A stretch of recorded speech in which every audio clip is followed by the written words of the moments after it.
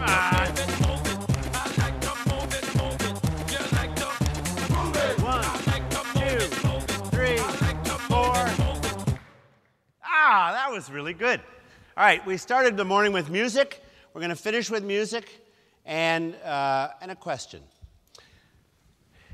Average office worker, all of you today, average office worker today gets 100 emails a day, minimum. Some of you get 300. And that's excluding the spam that gets through. So question, in that kind of environment, when you've got that coming into your inbox, you've got all the phone calls and all the meetings, what are you and your colleagues focused on? Second question is, what does the context of your workplace, how does it impact how you work, how you think, how you approach customers? If you were here last year, you'll remember my colleague Donna Allison showed you the story of Roger Bannister's 4-minute mile. And the basis of that was the little voices inside our heads. And Henry Ford once said, whether you think you can or you think you can't, you're right. And that was the little voices inside our heads predetermine the outcome of a lot of what we do. And Bannister's big breakthrough was when they broke 4 minutes, they showed every other runner in the world it could be done. We all have context from the culture that we work in, from how we perceive the people around us, and it's very, very powerful. It has a very powerful impact on how we behave. And I thought I'd show you that with a quick story this morning. The Washington Post decided to do a test in 2007, and the test was around perception. So is this, you've seen this probably, is this an old woman or in profile, or a young woman looking backwards so you can see the back of her hair? Depends on how you look at it, how you perceive it. Is this two faces staring at each other, or is this a white vase? Again, it depends on how you perceive it. The Washington Post test was this. In 2007, a young violin player entered a metro station in Washington, unpacked his violin, and began to play. He was just a typical busker. Nothing unusual about this, and people began to come through the metro station on their way to work or on their way to whatever they were doing, and the young man just played away like every other busker does. Oh, not very much happened. They had a camera set up just to see how many people and what kind of people paid attention or didn't pay attention. And you'll see that as time went by, every once in a while someone would stop up at the pillar in the middle there, typically not for very long. You'll see one gentleman shows up, stops for a while, goes away, comes back. Clearly he's waiting for someone. There he is. And on the young man plays. Over the course of the hour that he played, 2,000 people ultimately went through this metro station. And the one constant was every child that came through with their parents wanted to stop.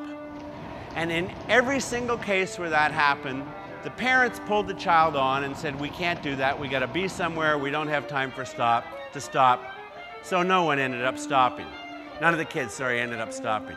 You'll see again, watch the crowds. Occasionally someone will come by and drop a little money in his violin case. But people are just busy being busy.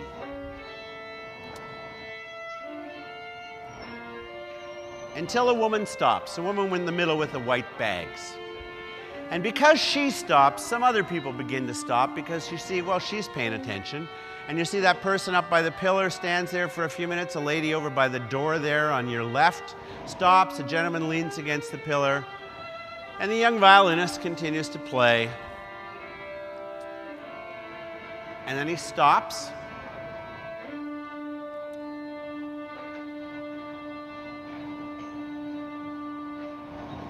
And a lady with the white bags addresses him.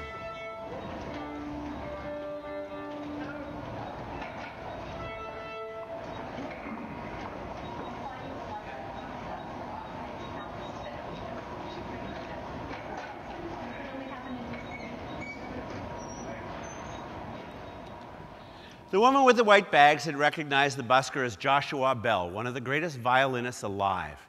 Joshua Bell had entered the metro station with a 300-year-old $4 million Stradivarius guitar, and for 1 hour had played Johann Sebastian Bach's most beautiful and most difficult violin concertos. The night before, he had done exactly the same thing. He had played a concert hall which was sold out, as his concerts are every single night, to thousands of patrons who had paid hundreds of dollars each for the opportunity to hear him play exactly the same music that he had paid for free for an hour in that metro station. So here's the interesting thing. Outside the context of the concert hall, Joshua Bell was just a busker. He was wearing a baseball hat, a t-shirt, and some jeans. And people's perception was, he can't be any good, or he wouldn't be playing in a metro station, right? So they dismissed him summarily. They didn't listen to him. They didn't even hear what he was doing or playing. They looked at him and made a snap judgment and went, well, he can't be any good, and by the way, I'm late for dinner. And the kids heard it, but weren't allowed to stop. So my question to all of us about our workforces, our workplaces, and our attitudes towards our customers are, what are the perceptual boxes that we put them in? Our colleagues, and maybe more important, our customers and their opportunities. Because we all create those boxes, and they have a huge impact on the outcome. So I challenge you to look at those. What is the box you put around your people and around your customers? And I guess the second thought out of this is that if 2,000 people are too busy to stop for even a few seconds to listen to some of the most beautiful music ever written on one of the most majestic musical instruments ever built by one of the world's greatest living violin players, if we're too busy to just stop for a minute, what else are we missing? Because we're just busy being busy. And with that thought, back to you, Tom. See you guys tonight.